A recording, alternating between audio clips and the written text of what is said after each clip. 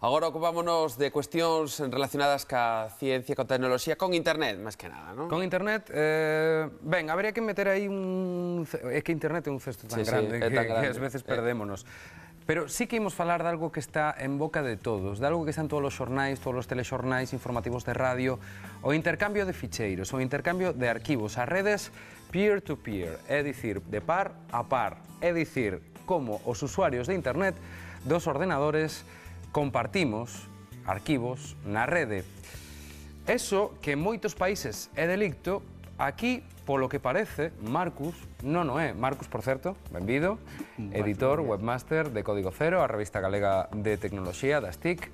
Que opinas? O primeiro de todo, que opinas? Sí, a verdade é que o peer-to-peer agora xa é unha cousa habitual para todo o mundo, xa non hai que velo como algo de ultratumba, medio feito así por delincuentes ou algo así. Agora é unha actividade normal e incluso hai unha parte de legalidade discutible, en cambio hai outras totalmente legais e normais, porque esta tecnoloxía que nun principio o que busca é que o tráfico a través de internet, en vez de ser entre os usuarios e uns servidores, como pode ser cando accedemos a unha página web, que somos milleiros de usuarios contra unha única máquina, neste caso son os usuarios os que se relacionan entre sí. E esa mesma tecnoloxía serve, por exemplo, incluso para facer comunicacións de voz, porque se facemos a comunicación utilizando tecnoloxía peer-to-peer, o que temos é que a voz non ten que ir e volver sempre a un punto moi lonxano, senón que pode estar distribuíndose entre usuarios que haxa preto, e así vai todo máis rápido. Temos tecnoloxía como a aplicación Skype, que utiliza peer-to-peer para que a comunicación de voz sexa máis efectiva. Ou mesmo a tele pode ser. Hai plataformas de televisión que utilizan esta solución para que o servizo de dar o que a televisión a través de internet a moitos usuarios non sexa moi custoso para o emisor. Pero, Marcus, non estamos a falar diso agora. Quero dicir, claro, que a xente na casa di, sí, está todo moi bonito. Estamos a falar do peer-to-peer como intercambio de arquivos. De pelis, de música, de libros, de... Sí, pero para deixalo claro, como cando hai 20 anos gravábamos unha cinta e lla prestábamos a un amigo. Si, é algo que en España se coñece como copia privada, que nun principio é totalmente legal, o de pasarlle unha cinta... Reconhecido por lei. Reconhecido por lei. O que pasa que para que se legalice isto hai que compensar os dereitos de autor. Iso xa na época das cintas, ainda que a xente moito non o lembra, xa había o canon. O famoso canon. O canon nas VHS, nas cintas de casete, en todas había que pagar unha especie de cantidade compensatoria, que de feito non compensa a piratería, compensa a copia privada, que son dúas cosas totalmente distintas. Unha cousa é que nunha aplicación peer-to-peer, sexa o BitTorrent, o Emule, ou os outros moitos que hai por aí, descargue unha película ou un disco e o reproduza na casa, e outra moi distinta é que colle ese disco descargado e que se poña a vendelo nunha manta no mercadiño. Son dúas actividades totalmente distintas, unha é legal e outra é ilegal. É dicir, que o ilegal é sacar lucro económico, é sacar un beneficio desa copia privada. Non só o lucro, hai outros casos nos que tamén sería ilegal. Por exemplo, se nos poñemos a distribuir por unha rede un disco que ainda non este editado ou unha película que non este estreada, porque o dano que podemos facer ao produto final é moi elevado. Iso sí que é delito, entón? En ese caso, sí. Cando, de feito, houve o caso, por exemplo, do último disco dos Guns N' Roses, que un crítico musical o colgou no seu blog antes de que o disco se ira á rúa, e lle caeu unha boa multa, porque nese caso podería prexudicar moito as vendas. Vale, entón, para a xente que utiliza estes programas de intercambio de arquivos, estamos pensando no Emule, bueno, todos estes, pode facelo tranquilamente? Quer dicir, hai que ter algún medo de que nos poidan facer algo, porque fíxate ti nos Estados Unidos as multas que houbo por descargar 6 cancións. Pero que nos Estados Unidos non existe a legislación, non existe nin o canon, nin existe a copia privada regulada. Entón sempre é delito a descarga. Aquí o que se entende por contido ilegal non é unha cosa que descargas sen pagar.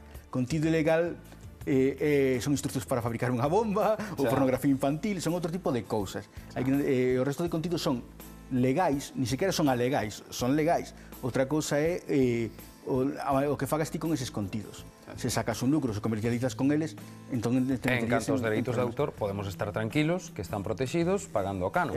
O que pasa é que ten un detalle, sempre que fagamos todas as cousas dentro do ámbito doméstico, que o restringamos a un uso persoal. De eso estamos a falar. Quero dicir, eso vámoslo deixar claro, estamos a falar diso e non estamos fomentando en absoluto nin o lucro económico, nin o delicto. E ademais hai un detalle, que no caso, por exemplo, da música, o peer-to-peer está en descenso dunha maneira radical. Sí, por qué? Porque existen plataformas alternativas que sí que compensan os dereitos de autor, como Spotify, unha aplicación que permite escoitar a música sen descargala, e que ten un catálogo inmenso, e fai que a xente xa non se moleste en andar buscando a música e descargando, porque xa se atopa dun xeito que compensa os autores. Cada vez que un reproduce esa canción lle paga unha parte dos dereitos, entón está todo o mundo contento. Era o que falábamos outro día en canto aos libros electrónicos. Atoparon a fórmula que compensaba a todo o mundo. Sí, pero tamén é certo que... 10 anos, pero atoparon. Tamén é certo que en Francia están aplicando leis moi restrictivas. E aquí acabaremos... Aquí, de feito, a ministra dixo que lle parecía unha boa idea. Non sei se lle parecerá tan boa idea agora,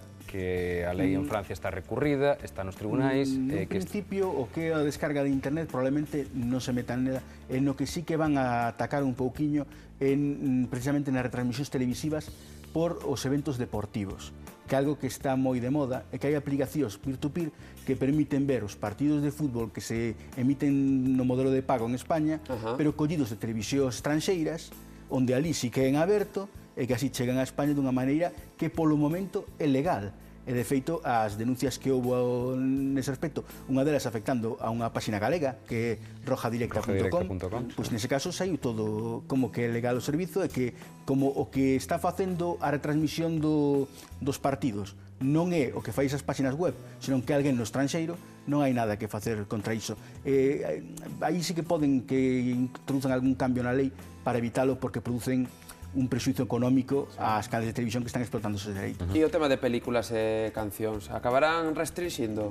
Eso é máis difícil porque é moi difícil de poñer unha barreira, pero a verdade é que os videoclubs, por exemplo, están a padecer moito esta lacra, porque o mesmo día que sai unha película xa está disponible na internet, e iso tamén dá comodidade ao usuario, porque non ten que ir 3 ou 4 veces ao videoclub para ver se esta película está libre ou non, porque xa pode ver a mesma noite da estrea. E aí sí que é un problema. Desculpa, perdoa, que non che dixei acabar. Temos un SMS dunha persoa, dun amigo ou amiga do programa, que ten unha consulta para ti. Como poderíamos impedir que deixásemos de compartir arquivos cos amigos? Claro, é que a pregunta é... Impedilo non sei se sería moi legal. Impedilo non é legal ni imposible, porque aparte, ainda que non o fagamos por internet, cos amigos o podemos facer tamén en persoa. O que facíamos antes, pasándoles unha casete coas grandes éxitos dun grupo, o podemos facer agora pois en CD, en DVD, en discos duros, en memorias USB. E máis, todos os intentos de facelo fracasan. Ata o momento fracasa todas as medidas de protección que se veñen poñendo. E temos outra pregunta que nos chega dende dentro na tele, que di, ata que punto son legais ou non legais? Non, senón... Bueno, sí, legais. Si é posible establecer unha protección anticopia, o fío do que falábamos agora, nas películas, por exemplo, en DVD. Sí, de feito, as películas en DVD teñen protección anticopia. Pero se rompe. Ese detalle. Sempre que podes ver algo, pode duplicarse. Sexa dunha maneira ou de outra. Se ti podes escoitar unha canción, en vez de desprotexela directamente do CD, sempre podrías conectarlle un cable a salida de cascos e gravala automáticamente. Non, pero é máis ben que se pode facer, témolo claro, porque faise. Sí. Non digo que o fagamos nós, pero sí que sabemos que se fai. O que sí se pode facer é un produto que estea distribuído digitalmente, ou seja, as cancións que mercas para o iPod ou os vídeos que mercas a través da Xbox 360, ese sí que teñen unhas proteccións que a día de hoxe son bastante difíciles de romper. Facendo intercambio de arquivos hai risco de que nos metan gato por lebre e que intentando baixar unha película, unha tal, nos colen algo que non tiñamos pensado. Sí. De feito, que hai que facer? Cando utilizamos as aplicacións de descarga a través de peer-to-peer, hai dúas maneiras principais de manexalas. Unha é tirando dos buscadores internos que teñen estes programas, que o que non se recomenda, porque aí sí que é onde normalmente meten gato por lebre, e outra é a través de páxinas web que de grupos de usuarios que se encargan de difundir, pois, se xan foros ou publicamente, contidos que colgan nesas webs. Aí, como xa está vixiado por un grupo de usuarios, é moi difícil que haxa, pois, dende virus ata contidos que non son o que din ser. É moi normal que cando nos buscamos a última estrea do cine, que nos apareza, por exemplo, unha película porno, que é algo que, se queríamos baixar unha de debuxos animados, pois podemos atopar que os nenos estamos poñendo un contido que non é precisamente o que queríamos ver, e iso sí que é un risco moito máis habitual do que a xente pode pensar. Moi ben, Marcos. Son as 12. Sí, que temos que marchar. Graciñas.